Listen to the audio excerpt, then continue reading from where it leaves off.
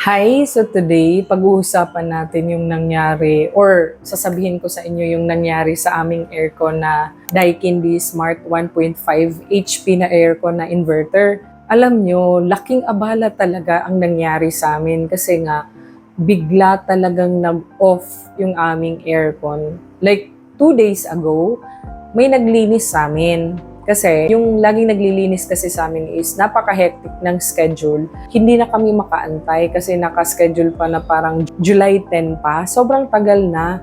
So ang naisip namin is mag-book kami nung sa online lang na 24 hours nandyan na. Ngayon pinalinis namin. Then after nun, kasi napansin kasi namin humihina na talaga yung aircon namin. Parang wala ng lamig. Bigla siyang nawala yung lamig niya, tapos mahina na. Kaya naisipan namin baka madumi na naman, ganyan. Kakapalinis lang din namin nung last February. So, yun na, pinalinis na namin. Then, pagkagabihan nun, mga 9 a.m. kasi nilinis. Tas pagkatapos ng mga 10, ganyan, or wala pang 10 yun, ang bilis lang nila natapos. Pagka alas 6 or 6 p.m. ng hapon, bigla talagang nag-off yung aircon namin. Grabe, tas naghanap pa kami ng parang mag-schedule kasi i-inspect daw, titignan muna. So, buti na lang may kakilala ako at nagbigay siya ng technician na kung saan sila na yung nag-inspect, tapos sila na din yung nag-ayos. So, ang nangyari po, ikukwento ko po sa inyo kasi nga parang na-disappoint kami ng asawa ko sa Daikin, parang ganun. Pero hindi naman kami totally talaga na-disappoint. Parang nasaktan lang kami kasi parang 3 years and 3 months pa lang, tas ganun na ang nangyari. Bakit nangyari yun? Yung parang ganun. So, ayun na, in-inspect na.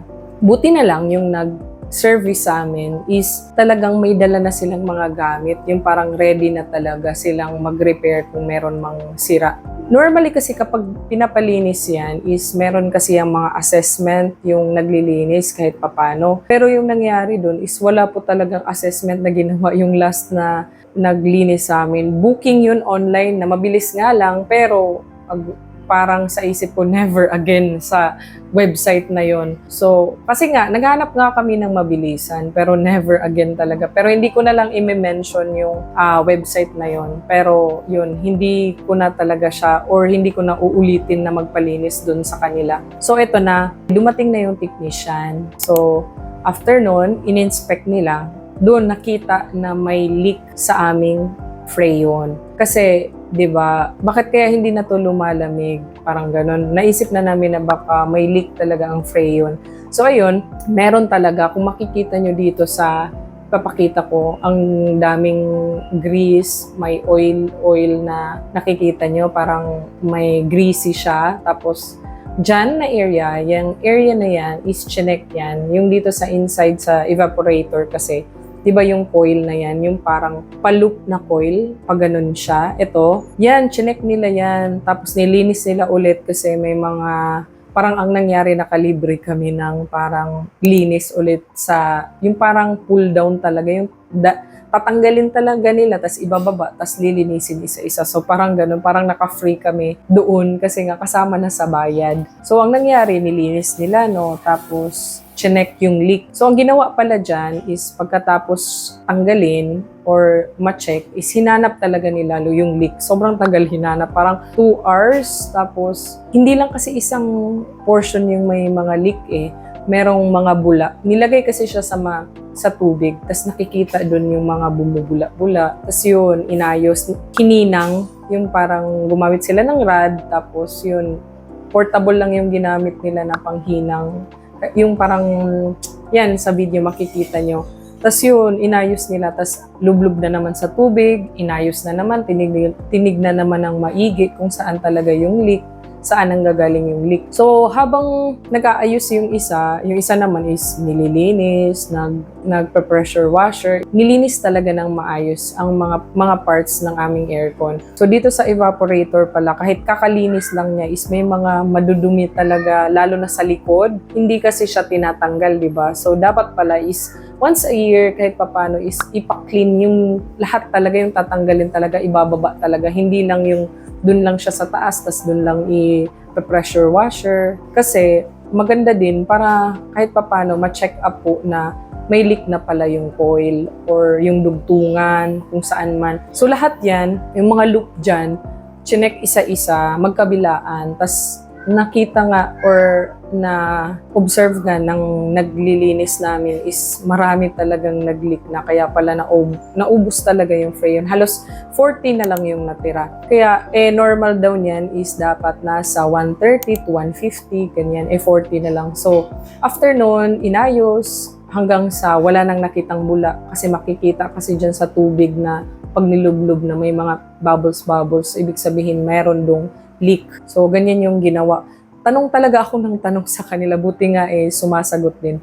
Then after nun, nagawa na nila, chinek din nila yung mga dugtungan ng mga copper tubing. Yung pinaka matagal na part talaga doon, na sabi ko, kahit nanonood lang ako at nagtatanong, parang napagod din ako. Parang halos nag-start sila ng 9, tapos ang alauna 9, 10, 11, 12, 1, halos 4 hours talaga. Tas yung madugo pala yung maghanap ng leak, no? Kasi maliban na lang kung siguro, sabi ko nga baka pwedeng palitan na lang yan. Meron bang nabibiling ganyan? Pero yun, ang ginawa lang naman nila is hinang ang tawag daw nun yung pag-aayos gamit yung nilalagyan lang nila ng rad, tas pinapainit, tas yun, para mawala yung mga butas dun sa coil. So yun na.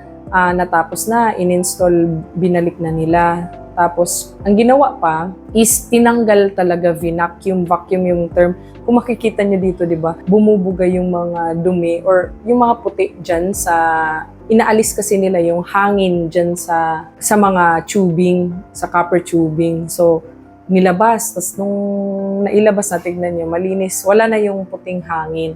So, after nun, nung na-check na-make sure na nila na walang leak, is binalik na, tas yun na nga, vacuum. Then, after ng vacuum is, kinargahan na nila ng freon. Kapag sinabi ng technician pala or yung nag-aayos ng aircon na ubos na yung freon, ipa-make sure na ipahanap talaga nyo yung leak. Kasi pagkakargahan siya, tas di pa rin naayos, ibabalik na naman mauubos na naman yung freon. So, ganun yung nangyayari. Kasi baka may mga naka-experience din ng ganito, tapos katulad sa amin, sakit kayo sa ulo. Alam nyo bang, naisipan talaga namin na baka bumili na lang ng bago para wala nang isipin, tas pa-install na lang, tas ibenta na lang yung luma namin. Pero okay naman yung board, okay pa yung compressor, wala pang problema. So dito lang talaga sa may evaporator, yung coil doon, may mga leak. Kaya talaga naubusan or nag-auto shutdown na siya, kasi parang mechanism pala yan na para i-protect din niya yung sarili niya na hindi siya totally masira or ma-damage. Parang yun yung maganda din pala sa Daikin. Tapos after no, nag-cleaning, naayos na, ilagay na ibalik na nila, sobrang lamig na ng aircon namin ulit. As in, para siyang bago. Pero yun lang, sabi ko, kung ilang months yung warranty nila. Sabi naman ng naglilinis sa amin or nag-ayos or nag-service sa aming aircon is hanggang 3 months. Kasi sabi nila, baka meron na namang leak, kasi nga medyo manipis na yung sa mga coil, yung yung parang covering niya, parang konting kalawang lang or gas or ano man. So ang nangyayari pala, yung may mga kinalawang na area is inisprayhan yan ng white lang yung kulay na inispray. So ito yung ginamit na pag-spray. Tas naayos naman, nilagay na nila, may konti lang na amoy. Sa ngayon, okay naman yung aming aircon sa ngayon. Pero syempre, observe pa rin, may warranty naman sila na up to 3 months daw. So sa base naman dun sa mga nakita ko, inisa-isa ko talaga, like para akong